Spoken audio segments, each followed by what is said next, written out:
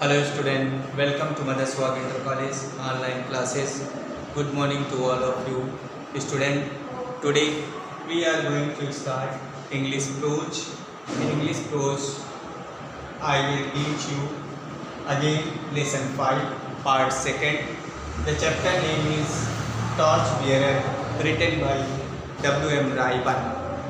Student, you have already read the first part of this lesson, Torch Bearer, but today I will teach you the second part of the lesson.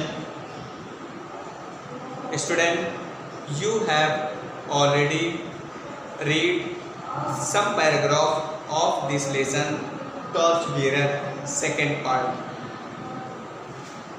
बच्चों, आपने देखा कि second part में गुरु नानक और मर्दाना की कहानी है, जिनमें से गुरु नानक और मर्दाना एक गांव में जाते हैं और उस गांव में पहले गांव में जो जाते हैं तो वहां के जो ग्रामीण होते हैं वो उनका स्वागत बिल्कुल नहीं करते हैं, वो अतिथि सत्कार करना उन्हें नहीं आता था और इस प्रकार से उन्हें रात में ओपन स्पेस में रात गुजारनी पड़ी। तो जब वो उस गांव से दूसरे गांव में जाते हैं तो उस गांव के लिए वो प्रार्थना करते हैं कि मैं ईश्वर से प्रार्थना करता हूं कि इस गांव के लोग हमेशा इसी गांव में रहें। लेकिन जब दूसरे दिन वो दूसरे गांव में जाते हैं तो वो ये देखते हैं कि दूसरे गांव के लोग उनका बहुत अच्छे से स्वागत सत्कार करते हैं और उन्हें रात गुजारने के लिए स्थान देते हैं और खाने के लिए भोजन भी देते हैं। इस प्रकार से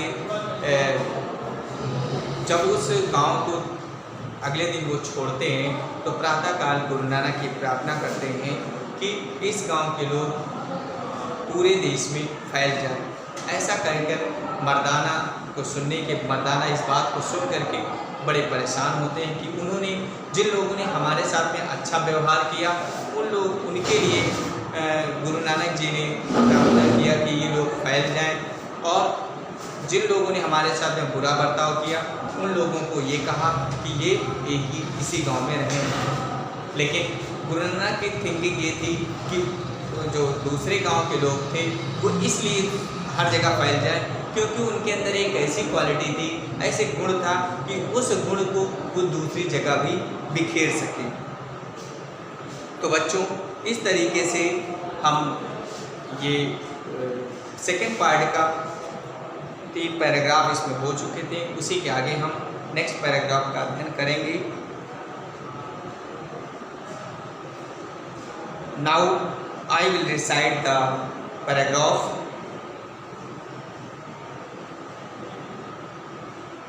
Now we have to see to it that we grow into such citizen that people will want the light of our character and our influence everywhere.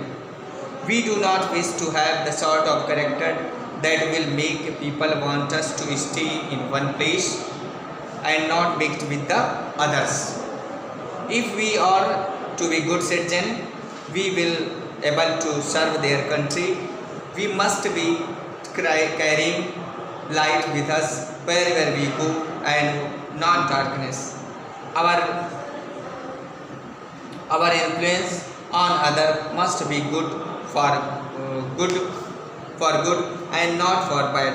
Our lives must be such that wherever we go and wherever we live, other people will be better for our having been with them. A good citizen is the center of light wherever we live and what were we doing. The greater the number of the good citizen in the country, the more enlightened will be country be as a whole. तो लेखक यहाँ पे आपने यहाँ तक का paragraph आप पढ़ चुके हैं। इसी के आगे हम पढ़ेंगे कि ऑल ऑफ अस, हम में से सभी, ऑल ऑफ अस आर, हम में से सभी हैं और विल बी या होंगे, the citizen of our country, हमारे देश के नागरिक। But we have to make up our mind, लेकिन हमें अपने मन को बनाना पड़ेगा कि if whether we are going to be good citizen, क्या हम एक अच्छे नागरिक होने जा रहे हैं या बैड या बुरे नागरिक होने जा रहे हैं। वी हैव टू डिसाइड, हमें निश्चय करना पड़ता है कि whether we shall live such lives, कि क्या हम ऐसे जीवन को जी रहे हैं that our country will be better, जिससे हमारा देश जो है और बेहतर हो। फॉर आवर लाइव्स, हमारे लाइफ से, हमारे जीवन से, और वर्क या फिर हमारे कार्यों से उसे बेहतर, हमारा देश बेहतर हो। और वर्ष या फिर हम बुरा कार्य करने जा रहे हैं। We have to try to imagine, हमें कल्पना करने के लिए प्रयास करना पड़ता है कि व्हाट आवर कंट्री, जिससे हमारा देश जो है वुड बी लाइक, उस तरीके से हो, इफ़ एवरी, जैसे कि हम सभी लोग रहते हैं, and acted in the just, और उसी तरीके से काम करते हैं जैसे कि एज द सेम एज, जैसे कि हम करते हैं, ठीक है, जैसे कि हम करते हैं। तो लेखक यहाँ पे कह रहा, a chain is a strong as its weakest link, each one of us, यानी यहाँ पे लेखक ये कह रहा है कि ऑल ऑफ अस आर, हम में से सभी हैं या हम में से सभी होंगे हमारे देश के नागरिक, but we have to make up our mind, लेकिन हमें अपने मस्तिष्क को, अपने मन को ये बनाना पड़ता है कि क्या हम एक अच्छे नागरिक होने जा रहे हैं या एक बुरे नागरिक होने जा रहे हैं। हमें ये निश्चय करना पड़ता है कि क्या हम ऐसे ज़िंदगी को जी रहे हैं कि ऐसी ज़िंदगी में रह रहे हैं that our country will be build, जिससे हमारा देश जो है और बेहतर हो, जिससे हमारा देश और बेहतर हो गए। For our lifes and work, हमारे जीवन से, हमारे कार्यों से, या फिर उससे और बुरा होगा, खराब होगा। We have to try imagine, हमें कल्पना करने के लिए प्रयास करना पड़ता है कि व्हाट आवर कंट्री, कि हमारा देश जो है वुड बी लाइक, ऐसे होगा, ठीक, would be like if every live, जैसे कि हमारे सभी लोग रहते हैं, और एक्टेड जस्ट, और उसी तरीके का काम करते हैं जैसे कि हम करते हैं। A chain is as strong as its weakest link, यानी एक चेन जो होती है, चेन मैंने जंजीर, एक चेन जो होती है वो इतनी मजबूत होती है जितनी कि उसकी सबसे कमज़ोर कड़ी। इसका मतलब ये हुआ कि ईच वन ऑफ अस, यानी इसका मतलब ये हुआ कि हम में से प्रत्येक जो है क्या है, इस लिंक, एक कड़ी है, इन द चेन, उस जंजीर में, उस जंजीर की एक कड़ी, यानी यहाँ पे चेन का मतलब इंडिया, और लिंक का मतलब every person of the Indian people, ठीक है, यानी Bharat, every person of the India, यानी भारत का प्रत्येक व्यक्ति जो है वो क्या है, वो एक लिंक है, एक कड़ी है, और पूरा भारत देश जो है वो क्या है, एक चेन है। दैट इज़ आवर कंट्री, जिससे हमारा देश है। इफ़ वी आर वीक, यदि हम कमज़ोर हैं, एंड पुअर सिटीजन, और या तो गरीब नागरिक हैं, कमज़ोर हैं, तो then our country will be suffer, तो हमारा देश परेशान होगा। एंड इवन दो, और यहाँ तक कि we may try to comfort, हमें we may try to comfort our self with false idea, हमें गलत विचारों से जो है आराम करने का प्रयास नहीं कर सकते हैं, ठीक है। वी मे ट्राई, हमें प्रयास करना चाहिए, हम प्रयास कर सकते हैं टू कम्फर्ट आवर सेल्फ, अपने आप को आराम पहुँचाने का, विद फॉल्स आइडिया, गलत विचारों से। जैसा कि हम अक्सर के स्कूल में बच्चों को वर्क दिया जाता है, लेकिन बच्चों को जब वर्क देते हैं तो वो होमवर्क करके नहीं लाते हैं, और बाद में जब हम पूछते हैं या टीचर पूछते हैं तो बच्चे ये कहते हैं कि सर मैं भूल गया, या मैं इस काम में व्यस्त था।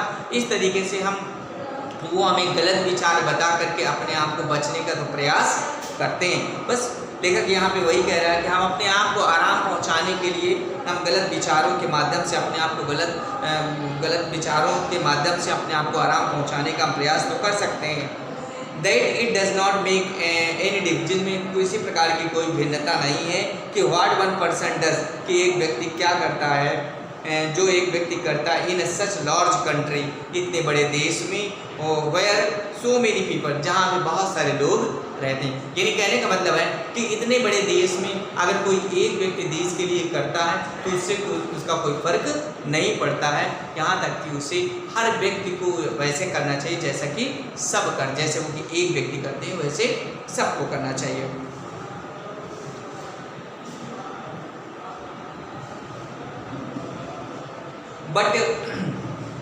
बट इफ वन कंडक्ट्स, लेखक कह रहा है कि if one candle goes out, यदि उसमें से एक मोमबत्ती बुझ जाती है तो then in that one place, तो उस स्थान पर जो है there is a darkness instead of light, प्रकाश के बजाय अंधेरा हो जाता है। इट इज़ ओनली, ये केवल व्हेन ऑल द कैंडल्स, ये जब अगर पूरी मोमबत्तियाँ अगर जलती हैं तो that whole house will be full of light, तो पूरा घर जो है प्रकाश से भरा हुआ होता है। ईच ऑफ अस, हम में से प्रत्येक, there has a responsibility of being good citizen, हम में से प्रत्येक की जिम्मेदारी है कि हम एक अच्छे नागरिक बने, एक जिम्मेदार अच्छे नागरिक होने के लिए जिम्मेदार हों। एंड वी मस्ट सी, हमें ये देखना चाहिए कि our particular link in the chain is not a weak one, हमें ये प्रयास करना चाहिए कि हमारी प्रत्येक जो कड़ी है, हमारी जो स्पेशल जो कड़ी है वो जंजीर की कड़ी जो है वो कमज़ोर ना हो। When the Olympic game where held in London इन 1948, जब ओलंपिक खेल लंदन में 1948 में आयोजित किया गया था, तो ये flame was carried to London from Greece, तो वहाँ से वो मसाल जो है लंदन से, ग्रीस से लंदन लाई गई थी। ग्रीस मीन्स यूनान से लंदन लाई गई थी। Where the Olympic games used to be held in time long, जहाँ ओलंपिक खेल काफ़ी लंबे समय, काफ़ी पहले आयोजित किया गया था। This flame was carried by a long relay on A runners right across Europe, यानी ये मसाल जो है उसे वाज कैरीड मैंने लाई गई थी by a long relay runner right across Europe को पार करके एक रिले रेस के द्वारा, रिले धावकों के द्वारा जो है उसे लाई गई थी। ईच रनर, यानी प्रत्येक रनर जो है, प्रत्येक धावक जो है, कैरिंग ए लाइटेड टॉर्च, प्रत्येक धावक के पास में एक जलती हुई मसाल थी। आई रैन ए सर्टेन डिस्टेंस, जो क्या है कुछ निश्चित दूरी तक वो दौड़ते थे। Till he came to the place, जब तक कि वो उस स्थान पर नहीं आते थे where the fresh runner was waiting for him, जहाँ उस नया धावक उसका इंतजार कर रहा होता है। तो बच्चों, आज हम यहीं तक इसको अध्ययन करेंगे। इसके बाद एक दो पैराग्राफ और शेष बचते हैं, शेष को हम नेक्स्ट वीडियो में पढ़ेंगे। तब तक सभी बच्चे इसको मीनिंग अपना तैयार करेंगे और वीडियो को फिर से एक बार देखेंगे ताकि इसको एक बार फिर से और समझ में आ जाए और मीनिंग को तैयार करेंगे। Thank you.